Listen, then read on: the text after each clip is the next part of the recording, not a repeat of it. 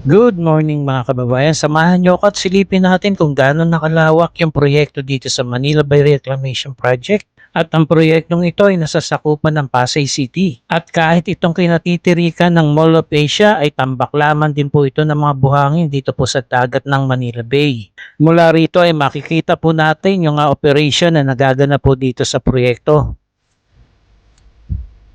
Wala pang gaano mga kababayan nating namamasyal gaano dito dahil napakatindi pa ng sikat ng araw. Ayan, naririto na po tayo malapit sa may Conrad Hotel. At kung saan nakikita rin po natin itong napakalaking Ferris wheel.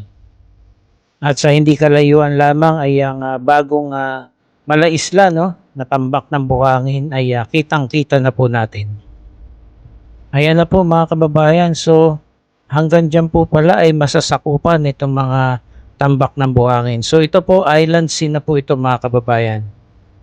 Okay, dito naman tayo sa may kabilang side para makita pa natin yung ibang parte ng mga tambak ng buhangin. Yan, naririto tayo ngayon kung saan ang tinatawag po dito ay Sky Garden. Ano? At malawak pa ito dahil ginagawa pa rin po yung kabilang side.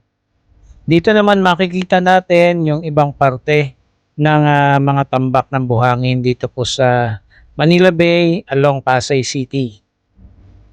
Makikita rin po natin dito yung mga naglalakihang mga barko. Marami po ito, no? I think mga nasa 40 malalaking barko po ito.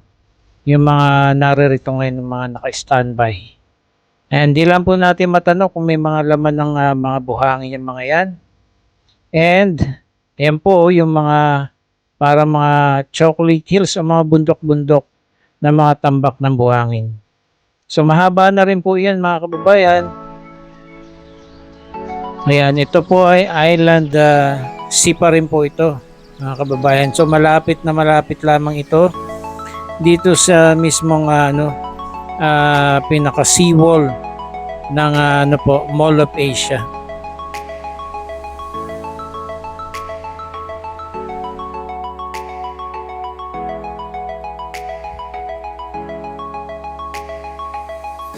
Yan, pagka maganda yung panahon, magpalipad tayo ng drone kasi ngayon napakalakas ng hangin.